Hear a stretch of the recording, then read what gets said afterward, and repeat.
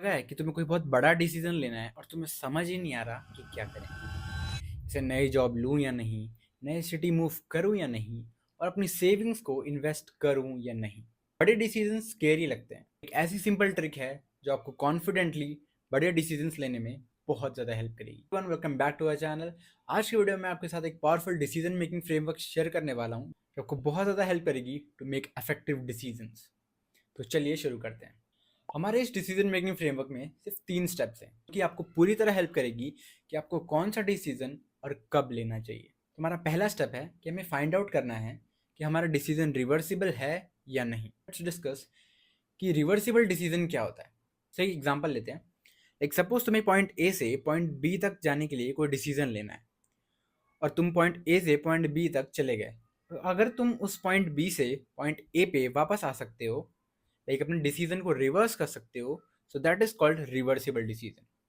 Suppose कि तुमने guitar बजाना सीखा और तुमने 1 मंथ दे दिए और तुम्हें बाद में समझ में आया कि यार गिटार तो मुझे पसंद ही नहीं है, मुझे तो इसमें मज़ा नहीं आ रहा है। तो तुम उस डिसीजन को ऑन द स्पॉट ड्रॉप करके वापस से पॉइंट ए पे आ सकते हो। पर वहीं पे अगर तुमने अपनी जॉब छोड़ी और तुमने एक बिजनेस स्टार्ट किया, वहाँ पे अपना टाइम इन्वेस्ट किया, मनी इन्वेस्ट किया, सो वहाँ से वापस आना इट्स नॉट ईजी। सो वो एक रिवर्सिबल डिसीजन नहीं है। इसलिए हमारा फर्स्ट स्टेप है कि क्या डिसीजन रिवर्सिबल है। कि अगर हमने एक डिसीजन ले लिया और अगर कोई गलती कर भी दी तो क्या हम वहाँ से वापस आ सकते हैं। स्टेप 2, अगर डिसीजन रिवर्सिबल नहीं है तो अब हमें फाइंड आउट करना है कि हमारे पास उस डिसीजन को लेने के लिए टाइम कितना बचा है। अगर समय नहीं है तो सबसे सेफ ऑप्शन चूज करो। जब समय कम हो तो अननेसेसरी रिस्क नहीं लेना चाहिए।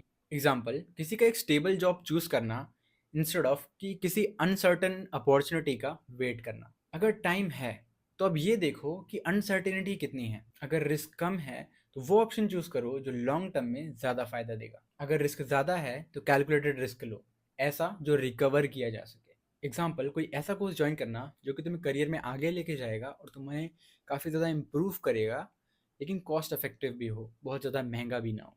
हमारा थर्ड स्टेप है, अगर डिसीजन रिवर्सिबल है। अगर डिसीजन रिवर्सिबल है तो हम ऑलरेडी एक बेटर पोजीशन में हैं। बस हमें एक सवाल पूछना है खुद से कि अगर मैंने ये डिसीजन नहीं लिया तो आज के 10 साल बाद क्या मैं रिग्रेट करूंगा। अगर आपके पास टाइम है और अगर आपको लगता है कि आप 10 साल बाद रिग्रेट करोगे तो आप रिस्क लो।